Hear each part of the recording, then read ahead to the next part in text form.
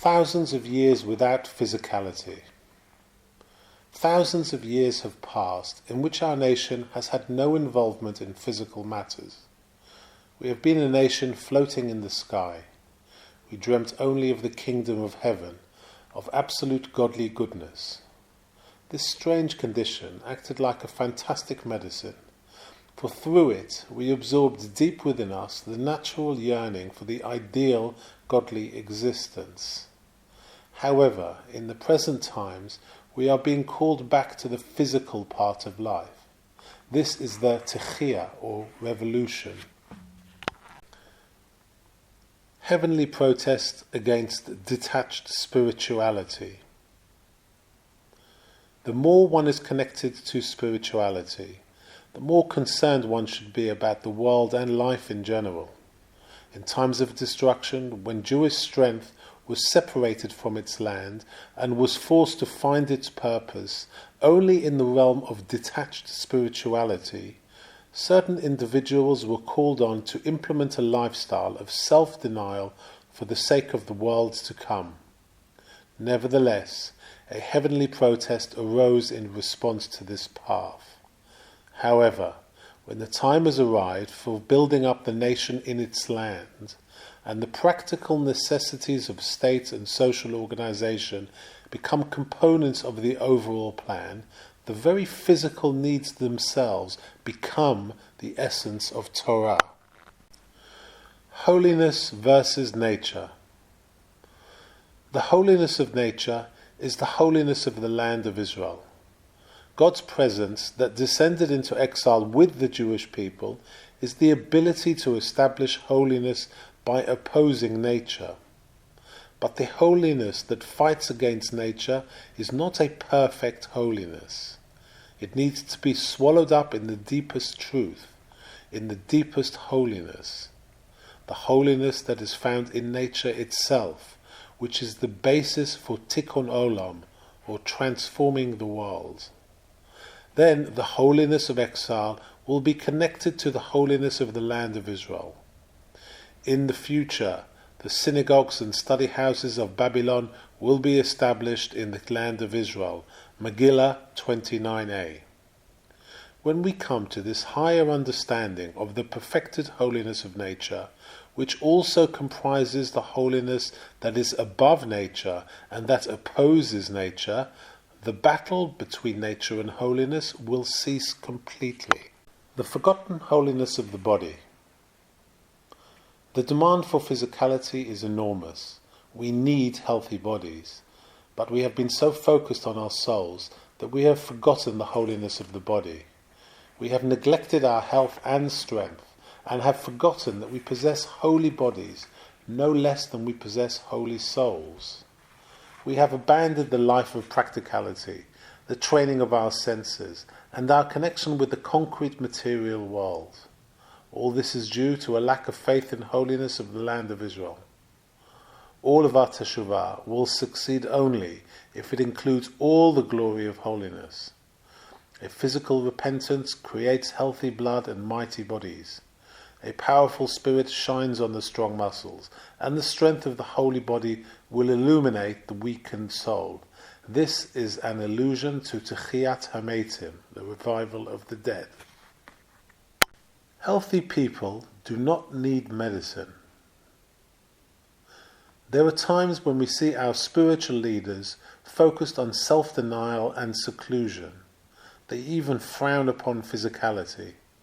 This is a sign that sickness has come to the world, and in order to be healed from the sickness, they seek the use of extreme medicines that a healthy person does not need. Body and soul in the land of Israel. In the land of Israel, it is possible to understand that the body of a Jew is holy in exactly the same way that the soul is holy.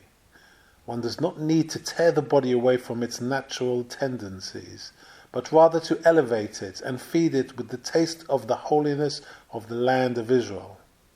The land of Israel makes a person wise. Baba Batra 158b. The harmony of the body and soul. The ideal type of faith is when the body and soul are strongly connected. This is the combination of faith based on nature with faith based on tradition. In bringing together the body and the soul, many chambers of light and life are produced. There are times when these two values are blurred, and the faith of nature and the faith of tradition are separated from each other. As a consequence, an unhealthy version of faith comes about. The greater the separation, the greater the danger. The healthy version is always harmonious. As the faith of nature grows, the faith of tradition also grows.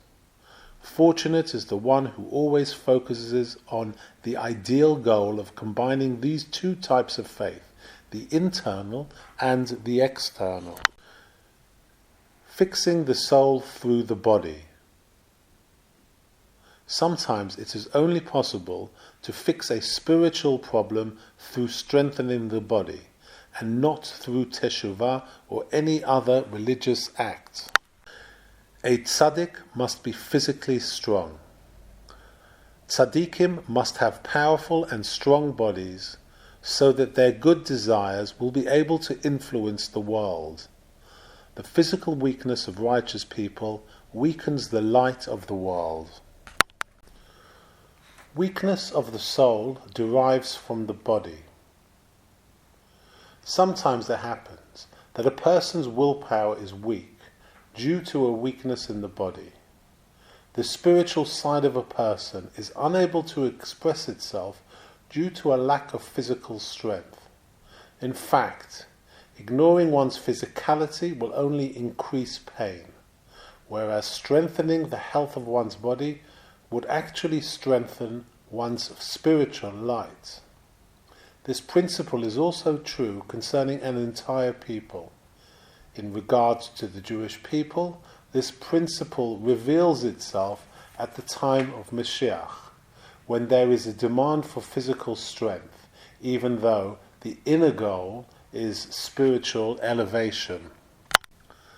The flaw is not spiritual but physical. Sometimes one believes oneself to be spiritually wanting and tries to make up for this deficiency, but in the process falls into even greater deficiencies. This can happen because what was actually lacking was something physical. When what was physically lacking is restored, the spiritual problem will be fixed automatically. This principle is true for an individual as well as an entire nation. Exercise can be used for holiness.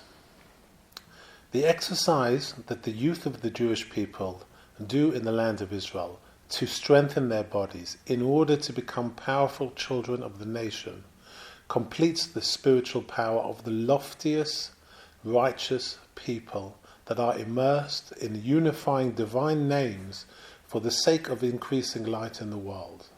Indeed, one cannot stand without the other.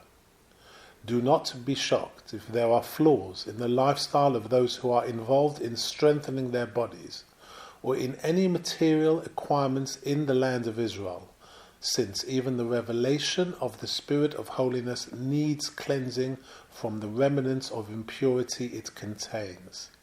However, it too improves, purifies, sanctifies, and cleanses. It redeems itself from exile until it comes to the path of righteousness, a shining light, growing and illuminating until the peak of day. Mishlei 4 verse 18. Judaism is a religion of life, not death.